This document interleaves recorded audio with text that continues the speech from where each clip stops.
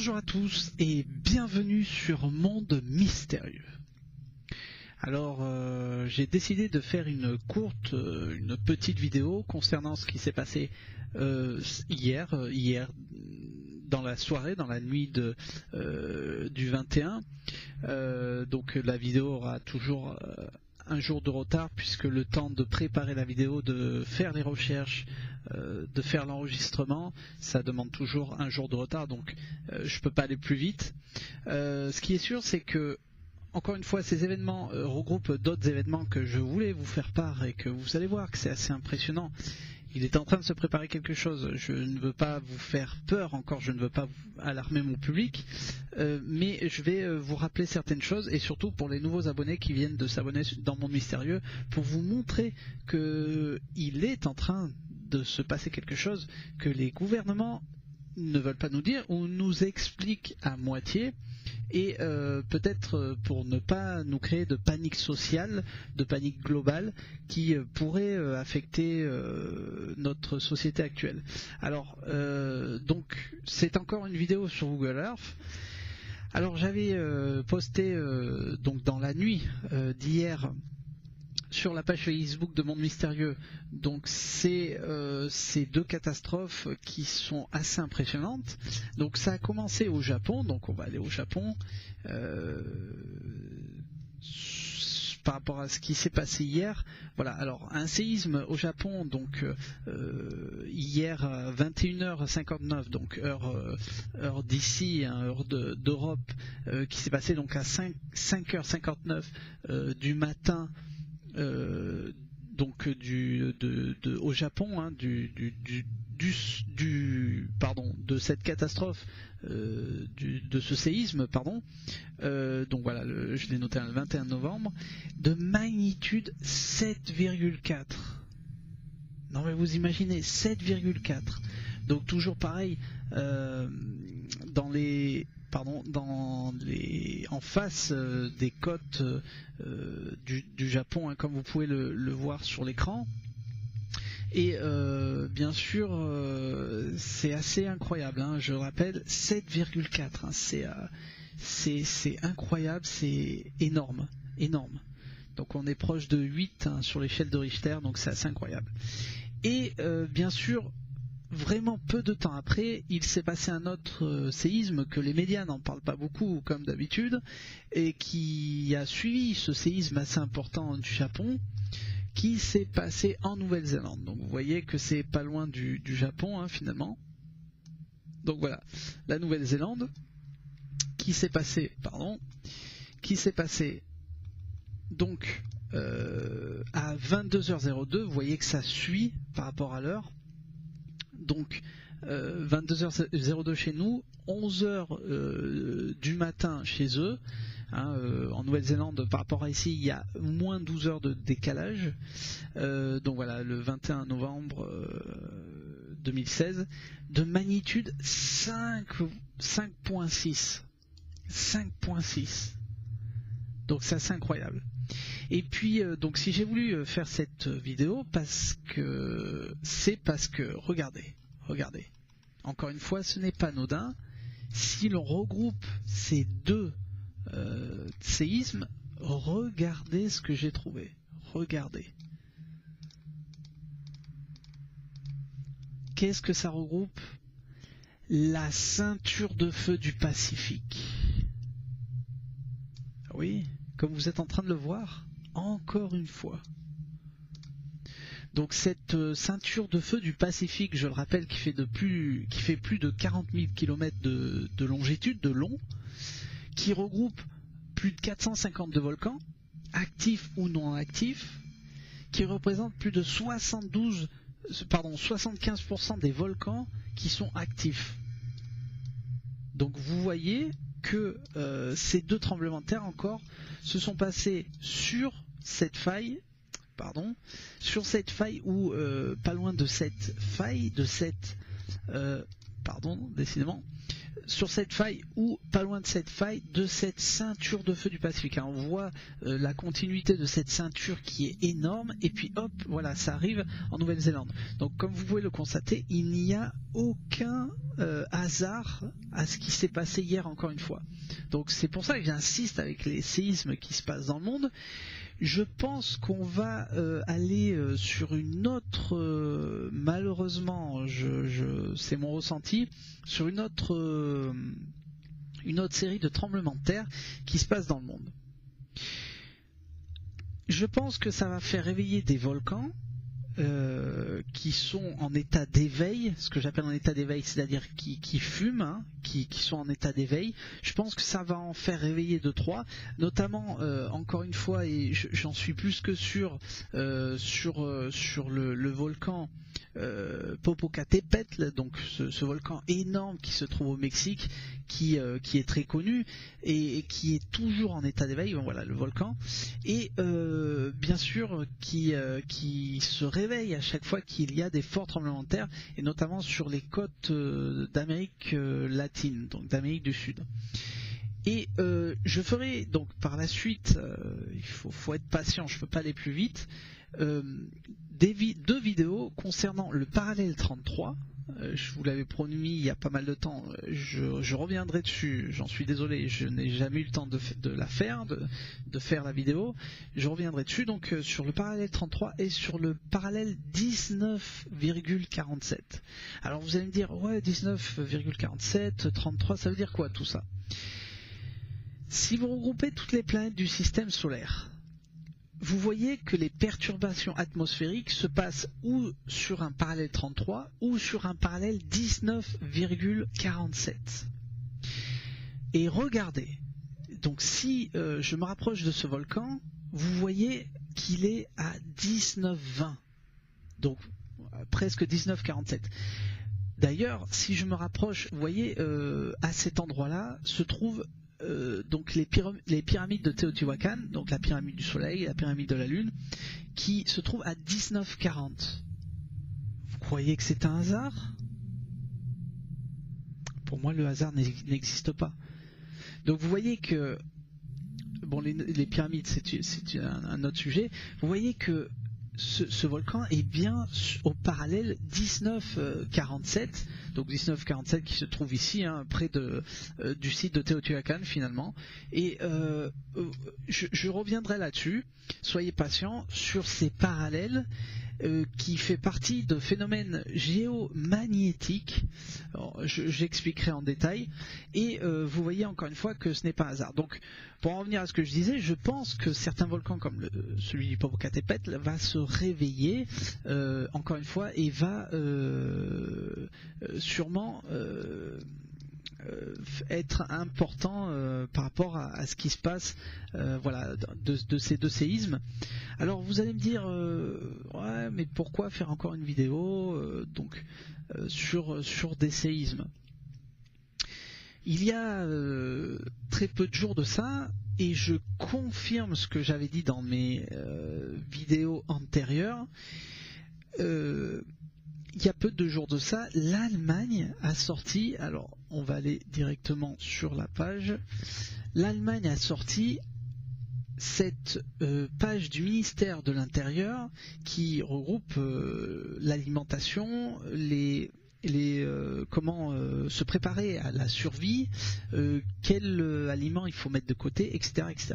Alors vous allez me dire, pourquoi je viens ici vous parler de cette page du ministère de l'Intérieur allemand? Pourquoi l'Allemagne se donnerait autant de mal à faire une page sur une éventuelle, le gouvernement parle d'une éventuelle catastrophe naturelle ou non naturelle, hein, on voit ici que alors je vous laisserai voir par vous-même avec par exemple Google Traduction. L'Allemagne parle de se préparer pour une éventuelle guerre, ou du moins ce qui s'est passé pour les deux guerres antérieures, donc les deux guerres mondiales, de se préparer de la même façon.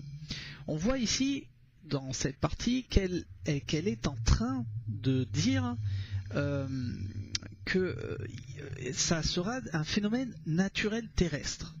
Alors voilà, je vous laisserai voir. Alors ce qui est incroyable, bon, si vous allez dans les autres parties du site, on peut constater qu'ici, il parle d'une catastrophe qui serait représentée comme celle de Tchernobyl. Vous voyez, Tchernobyl. Pourquoi le gouvernement allemand insiste là-dessus? Alors apparemment le gouvernement, bon, il y a une section questions-réponses, hein, comme vous pouvez le constater, foire aux questions. Apparemment le gouvernement donc allemand explique qu'il n'y a pas à s'inquiéter, qu'ils ont les réserves adéquates pour leur population, et bon, si vous êtes vraiment curieux de tout voir, de tout savoir, je vous laisse voir par vous-même sur Google Traduction, hein. Je vous donne Google Traduction ou autre chose si vous avez d'autres idées pour traduire tout ce que cette page dit. Mais la page est complète et complexe, et je me pose des questions. Pourquoi le ministère de l'Intérieur du gouvernement allemand insiste et met en ligne une page internet aussi complexe sur la survie d'une éventuelle catastrophe? Parce que là eux-mêmes parlent d'une catastrophe. Si je vais par exemple ils ont même sorti un bouquin, donc je vais sur cette partie toujours pareil de ce site, et voyez ce livre qui s'appelle Katastrophen. Donc apparemment un livre qui parle de ces... apparemment ce livre explique qu'il s'agirait donc effectivement d'une catastrophe naturelle, apparemment solaire, qui affectera donc toutes les installations électriques, où on sera privé d'électricité et apparemment de gaz. C'est ce que ce livre raconte. Mais apparemment, ce livre explique comment se préparer. Donc, c'est ça que c'est assez incroyable. Donc, je pense qu'il faut prendre en compte tout ce qui se passe en ce moment. Je pense que, alors je reviens sur Google Earth, voilà, je pense que tout ce qui se passe en ce moment, les tremblements de terre, fait partie, j'en suis plus que sûr, de cette apparemment éruption solaire. Je sais qu'il y a beaucoup, j'ai reçu beaucoup de messages comme quoi je suis un charlatan, comme quoi ce que je raconte c'est n'importe quoi, etc. etc. Mais voilà, tous ces faits regroupent encore ce que je suis en train de dire dans mes vidéos. Donc c'est pour ça que j'ai voulu faire une nouvelle vidéo pour insister là-dessus. Que dire de plus? Donc voilà, je vous laisse regarder ce site assez incroyable. Alors c'est ça qui est assez incroyable, puisque donc si on va dans cette partie, alors apparemment c'est cette partie là, voilà, le gouvernement, mais regardez comme c'est incroyable. Le gouvernement parle de se préparer par exemple pour une ration, on le voit ici, de 14 jours, et vous aide à calculer aussi le nombre de kilocalories par personne, apparemment par personne. Et regardez comme c'est assez complexe. Le gouvernement, donc si vous, par exemple, vous cliquez là-dessus, ce site vous aide à calculer par personne le nombre de, on va dire, d'aliments qu'il faudrait pour une éventuelle catastrophe qui vous faudrait. Alors bon, par exemple, là je mets 2, je choisis allez, 9, et bon, ça fait le calcul automatiquement, et vous voyez, c'est assez incroyable. C'est assez incroyable. Quand j'ai vu ça, je suis resté bouche bée. Alors tout est expliqué, hein, c'est incroyable. Que dire de plus? Pour moi, il est en train de se passer quelque chose. Alors, si vous allez sur le site de l'USGS, j'en ai parlé plusieurs fois dans mes vidéos antérieures, on voit bien Donc là, ce que vous êtes en train de voir, bien sûr, c'est la grande plaque tectonique de la ceinture de feu du Pacifique. Et puis si on voit les récents tremblements de terre, donc c'est, vous voyez, bon, Nouvelle-Zélande, Japon, les îles Fidji, Nouvelle-Zélande, l'Alaska, parce que hier ça a tremblé en Alaska aussi, hein. Et l'Alaska, bien sûr, ça fait partie de cette ceinture de feu du Pacifique. Donc Nouvelle-Zélande, Japon, Nouvelle-Zélande encore, Alaska, Mexico, Nouvelle-Zélande, Japon. Vous voyez que c'est pas anodin. Donc, bon, bien sûr, je remettrai dans l'explication de cette vidéo le lien de ce site de l'USGS qui, pour moi, n'est pas un hasard et qui, bien sûr, je vous invite à aller dessus pour regarder tous ces tremblements de terre en temps et en heure, et vous verrez par rapport à la carte du monde où se produisent des tremblements de terre en temps et en heure. Voilà, juste pour vous confirmer un peu tout ça, Jean-Michel Raoux reviendra très bientôt dans Monde Mystérieux. Je l'ai interviewé il y a quelques jours, où il a fait des découvertes assez incroyables de ce qui va se passer par rapport à une éclipse qui affectera les États-Unis en plus. Donc soyez patients, Jean-Michel Raoux reviendra dans Monde Mystérieux pour vous expliquer tout ça, qui lui-même avertit donc les personnes qui vont voir ces vidéos à ne pas paniquer, à être patient, et que ce soit moi ou Jean-Michel, on essaye de vous donner les meilleures explications pour vous informer de ces phénomènes et de ce qui va sûrement arriver. Donc voilà en ce qui concerne ce qui s'est passé hier, et le site du gouvernement allemand, du ministère de l'Intérieur, c'est assez incroyable. Alors, je vous laisse, comme d'habitude, faire votre propre conclusion, qui, bien sûr, va susciter plusieurs critiques, hein, j'en suis conscient encore une fois. Moi, je ne fais, pour rappeler à ceux à qui ça les dérange, je ne fais que canaliser ces informations et vous dire alors attendez, il se passe ça. Donc c'est plutôt inquiétant, puisque tout se rassemble, tout se connecte, et bien sûr les médias n'en parlent jamais, hein, donc on est là pour ça. Maintenant, si ça vous dérange, bon, tant mieux pour vous, hein, et tant pis pour vous. Nous, ce qu'on fait, c'est juste canaliser ces informations. Donc aucune secte derrière tout ça, aucun rassemblement, il n'y a pas d'argent en jeu, il n'y a rien. Voilà. Moi, ce que je veux, comme d'habitude, c'est vous prévenir, vous dire ce qui va sûrement arriver. De toute façon, regardez, c'est pas anodin. Les États-Unis, Obama donc met en place un ordre exécutif pour se préparer depuis le 13 octobre dernier à une éventuelle tempête solaire, donc une éruption solaire, où il explique dans son ordre exécutif de mettre des rations de côté. Maintenant, c'est l'Allemagne. La France, pareil, sur le site gouvernemental, a mis en place donc une section où elle explique, cette section explique comment se préparer à une éventuelle catastrophe. Je crois que j'ai pu voir aussi un lien qui concerne le Québec. Qu'est-ce que ça veut dire tout ça? Ça veut dire que, j'en suis plus que sûr, il va se passer quelque chose. Cette catastrophe sera globale.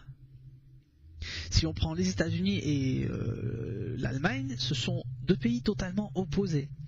Donc pour moi, cette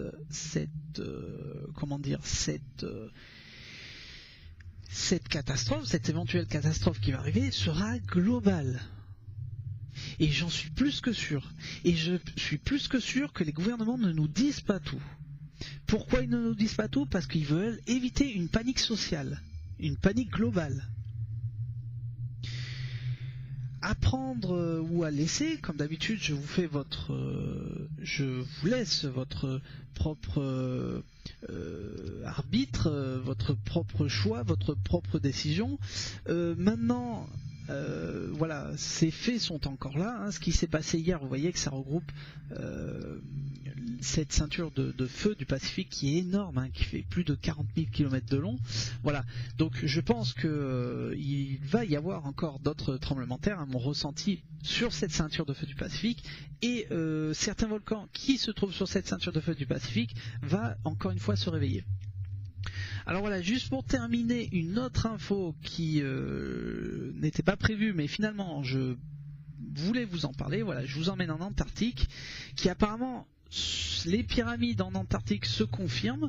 Donc voilà, je vous montre avec les images de Google Earth cette ou ces fameuses pyramides qui se trouvent. Alors vous voyez que Google Earth malheureusement cache certaines choses, hein, mettent des patchs, cache, brouille, floute, et on a la chance de voir ces deux pyramides qui se trouvent en Antarctique.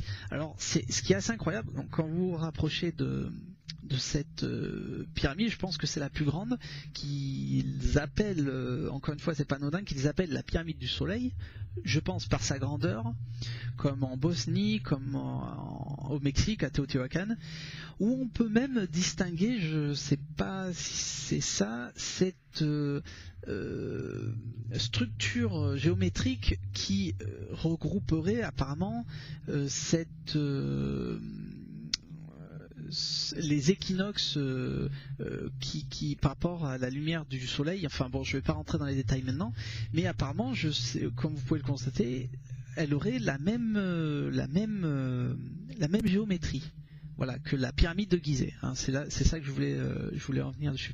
Donc voilà, petite info que je voulais vous rajouter sur ça. On peut voir donc ces deux pyramides en Antarctique qui ont été localisées. Merci à Google Earth, merci à certaines personnes sur des forums qui ont pu trouver en cherchant. Donc voilà, on voit cette partie qui est complètement floutée, hein, ce qui est dommage que Google Earth finalement patch, floute, cache certaines zones, certains endroits. Mais bon, finalement on a pu localiser ces pyramides qui sont apparemment ici. Voilà, donc je voulais rajouter cette petite info de dernière minute. Voilà, en tout cas, je vous remercie d'avoir vu cette nouvelle vidéo, comme d'habitude. Et je vous remercie à continuer à être nombreux sur Monde Mystérieux, où on essaye par tous les moyens de vous donner des informations, des informations en temps et en heure, qui souvent n'est pas facile. On a tous une vie à côté, mais on essaye de gérer comme on peut. En tout cas, je vous remercie d'avoir vu cette nouvelle vidéo et je vous dis à très bientôt depuis Monde Mystérieux.